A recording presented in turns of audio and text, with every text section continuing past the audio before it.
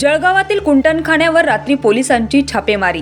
एक महिला व 2 पुरुष ताब्यात, 5 पीडित महिलांची सुटका। नमस्कार, तुम्ही पाहत आहात जळगाव मिरर।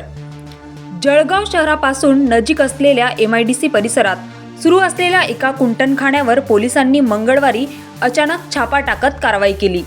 या कारवाईत कुंटणखाना चालवणारी एक महिला आणि 2 पुरुष अशा तिघांना पोलिसांनी ताब्यात घेतले असून घटनास्थळावरून 5 पीडित महिलांची सुटका करण्यात आली आहे। MIDCतील निलांबरी हॉटेलच्या मागे अवैध देहविक्री सुरू असल्याची गोपनीय माहिती उपविभागीय पोलीस अधिकारी कार्यालयाला मिळाली होती।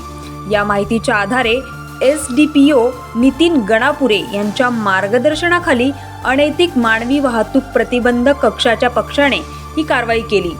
पुढील तपास सुरू आहे।